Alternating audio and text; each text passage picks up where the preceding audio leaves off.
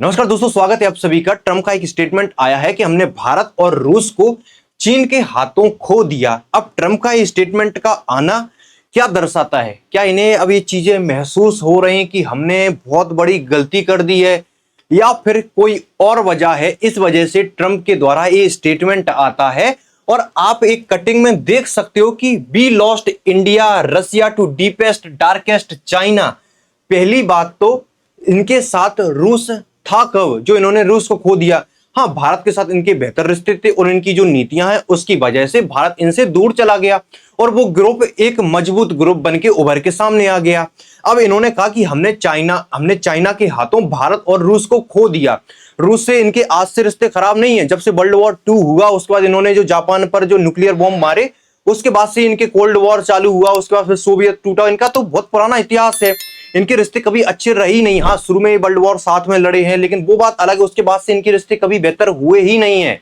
आज तक एक दूसरे के विरोधी ही रहे हैं। आज तक ये फर्स्ट की लड़ाई लड़ते ही रहे कि हम तुमसे बड़े, तुम हमसे बड़े, इस तरीके से लड़ते रहे। इंडिया का समझ में आता है कि 25 साल पिछले इंडिया के साथ इनके बेहतर रिश्ते हुए थे और पिछले 3 महीने में ये रिश्ते अपने सबसे निचले स्तर पर आकर पहुंच गए हैं।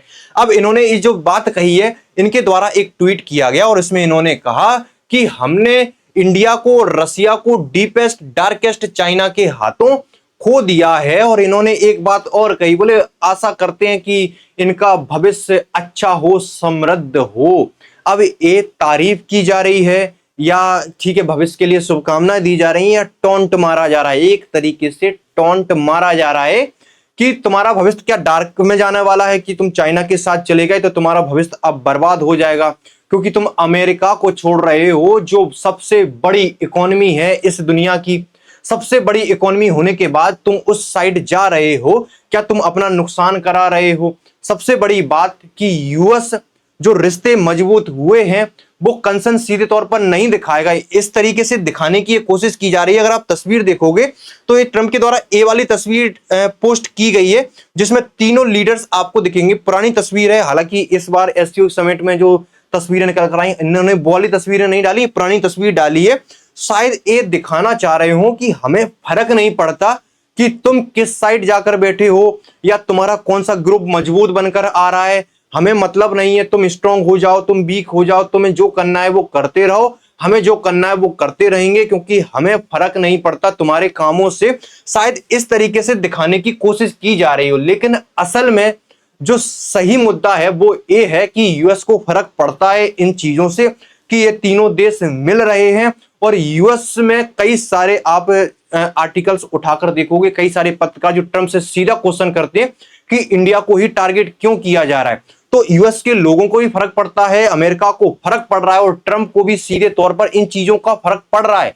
लेकिन एक तरीका होता है कि हमें फर्क नहीं पड़ता, इससे दिखाने का कि हम बैकफुट पर नहीं जाने वाले, या तुम जो सोच रहे हो कि हमें बहुत चिंता हो गई कि तुम एक टेबल पर आ गए, इस तरीके से ये दिखाने की कोशिश की गई है। ये अमेरिका ट्रंप के मंत्री हैं हावर्ड लुटनिक, इनके द्वारा स्टेटमेंट आता है कि मुझे उम्मीद है कि 2-3 महीने में भारत टेबल पर आने वाला है और भारत अमेरिका से सॉरी बोलेगा। किस लिए? कि हमसे डील कर लो, और डील के लिए अमेरिका और भारत डील करेंगे और आने वाले 2-3 महीने में भारत सॉरी बोलेगा अमेरिका को। ये खुद की इमेजिनेशन है, खुद के इन स्टेटमेंट इनके निकल कर आ रहे हैं।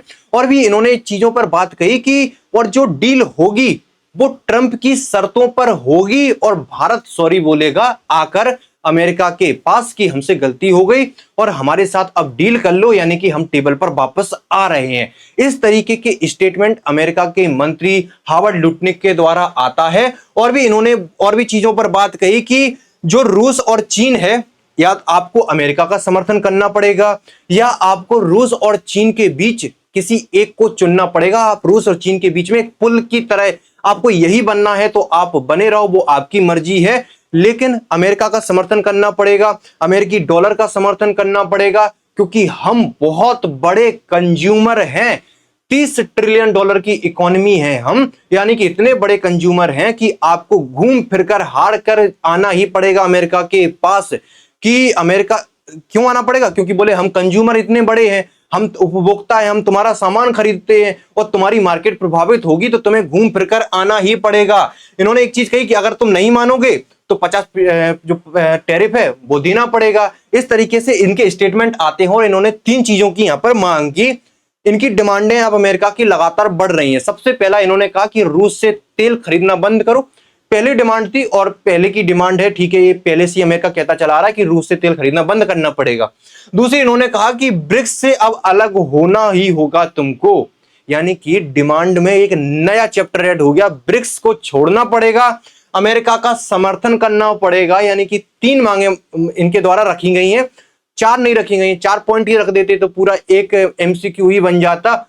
4 शायद चौथा ऑप्शन भारत ही रखेगा कि इनमें से कोई नहीं। इनके द्वारा जो ब्रिक्स की जो मांग की गई है, अभी तक ये सिर्फ रूस से तेल खरीदने को लेकर ही बात करते थे। अब इन्होंने ब्रिक्स का एक नया चैप्टर ऐड कर दिया और खुलकर इन्होंने कहा कि अब आपको अमेरिका का समर्थन करना पड़ेगा, यानी कि ब्रिक्स का प्रभाव पड़ रहा है। इन्होंने कहा कि एससीओ से हमें इतना फर्क पड़ा, ब्रिक्स कितना खतरनाक संगठन निकलकर आएगा भविष्य, एक तरीके से फ्यूचर आप कह सकते हो।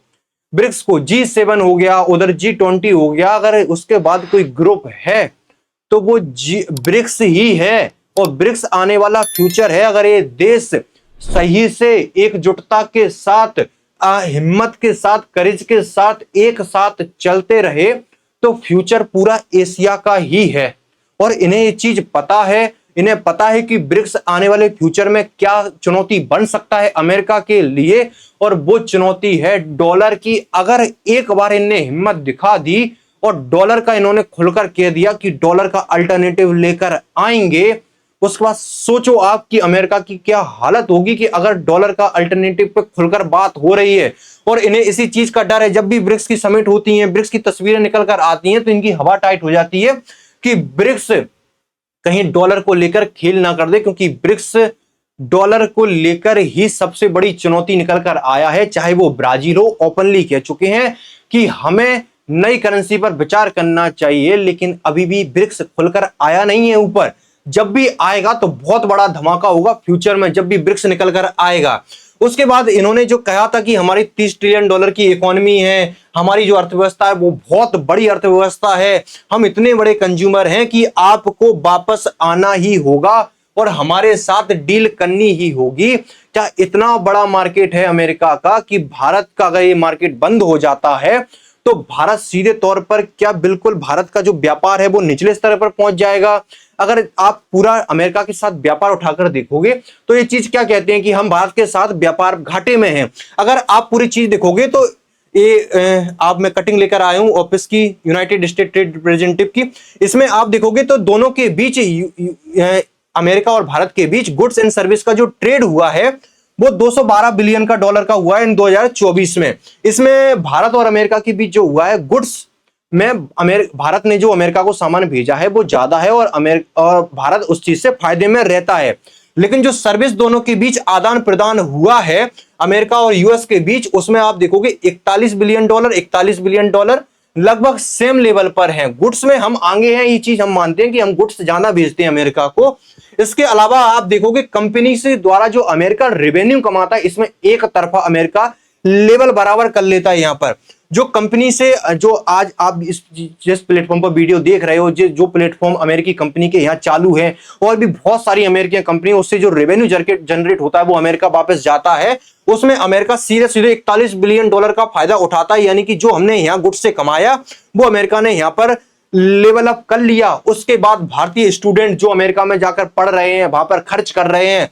इसके अलावा इन्वेस्टमेंट, बहुत सारी चीजों से अमेरिका अच्छा खासा पैसा कमा लेता है। यानी कि भारत से और अमेरिका के बीच जो व्यापार होता है, अगर आप गुड्स को, अमेरिका सिर्फ गुड्स को दिखाता है कि हम गुड्स में भारत से लॉस में है, हमारा ट्रेड डेफिसिट है भारत के साथ। अगर आप पूरा ट्रेड देखोगे भारत और अमेरिका के बीच क्या क्या होता है, उसमें अमेरिका भारत से ज्यादा ही पैसा कमाता है।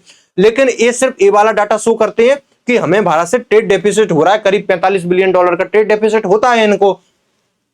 लेकिन एक चीज भूल जाते हैं कि China, European union, Mexico, Vietnam, इनसे ऑलरेडी इन्हें बहुत सारा ट्रेड डेफिसिट होता है, लेकिन टारगेट कौन है? सिर्फ इंडिया। इंडिया से इन्हें गुड्स में इतना भी ट्रेड डेफिसिट नहीं होता कि उसकी सजा इस तरीके से यहां पर दी जाए। ये पूरा डाटा अगर आप देखोगे तो अमेरिका इन सेक्टरों में पहुंच करके आप देख सकते हो कि इन सेक्टरों से अमेरिका अच्छा खासा रेवेन्यू जनरेट करता है, और जो भी हम गुड्स से प्रॉफिट में रहते हैं वो सभी यहां से एक कवर कर कर लेकर जाता है। उसके बावजूद भी टैरिफ की लिस्ट देखोगे तो टैरिफ की लिस्ट में इंडिया, ब्राजील सबसे टॉप पर हैं, और इसीलिए ब्राजील खुलकर आया था कि ये चीजें आने वाले फ्यूचर के लिए सही नहीं है। ये एक तरफा जो दबाव बनाने की कोशिश की जाती है, इससे होने वाला कुछ नहीं है। इस वजह से हमें अल्टरनेटिव खोजने पड़ेंगे, क्योंकि हम डॉलर पर निर्भर हैं। हमें डॉलर पर निर्भरता कम करनी पड़ेगी। जो हमारा पूरा व्यापार करीब 70-80% डॉलर में होता है, हमें उसे नीचे लाना पड़ेगा। दूसरी करेंसी को हमें उसमें ऐड करना पड़ेगा, तभी ये समाधान निकलने वाला है। और आने वाले समय में ब्रिक्स को करेज के साथ उभर कर आना चाहिए। और न्यू करेंसी देखो, आज नहीं, कल नहीं, 2 साल बाद, 3 साल बाद कभी ना कभी ब्रिक्स खुलकर बात करेंगे, क्योंकि एक दबाव एक लिमिट तक ही हैंडल किया जाता है, उसके आगे चीजें हैंडल नहीं कर सकते। भारत और अमेरिका के बीच अभी भी इतनी चीजें खराब नहीं हुई है लेकिन फिर भी जो व्यवहार किया जा रहा है कि आप जिस तरीके से भारत को ट्रीट कर रहा है अमेरिका, वो चीज सही नहीं है। यहाँ पर अमेरिका के लिए भारत जरूरी है और भारत के लिए अमेरिका जरूरी है, दोनों एक दूसरे के लिए जरूरी हैं, लेकिन जो आपका व्यवहार भारत के प्रति है वो बिल्कुल नहीं है। क्योंकि हम इस साइड जब जाते हैं तो हमें एक जैसा व्यवहार मिलता है, समानता मिलती है। दोनों देश बैठकर एक तरीके से तीनों के बीच व्यवहार होता है, ना कोई छोटा ना कोई बड़ा। लेकिन यहाँ पर इस तरीके से दिखाया जाता है कि हम बुलाएंगे तो आप दौड़े चलाओ, हम बुलाएंगे तो आप चले जाओ, हम कहेंगे बैठो तो बैठो, हम कहेंगे खड़े हो जाओ तो खड़े हो जाओ, जैसे यूरोप करता है। इस तरीके से करना चाहते हैं कि इंडिया भी ऐसा ही करे, लेकिन भारत इस तरीके से नहीं करेगा, और ना ही आने वाले फ्यूचर में, और ना ही कभी किया है और ना ही करेगा। लेकिन इसी वजह से ये सब चीजें घट रही हैं। बाकी देखते हैं कि फ्यूचर में क्या संभावना बनती है। आने वाले समय में सारी चीजें क्लियर होंगी कि यूएस के साथ डील होगी, लेकिन कब होगी ये देखना होगा। कुछ ही महीनों में हो जाएगी। लेकिन सॉरी बोलने वाला ये कॉन्सेप्ट जो दिया है इन्होंने हवल लुटने ने, ये तो नहीं होने वाला कि भारत अमेरिका को जाकर सॉरी बोलेगा। खैर, जो भी न्यू अपडेट्स आती हैं आपको इस चैनल पर मिलती रहती है। चैनल को सब्सक्राइब करना ना भूलना। Thank you so much.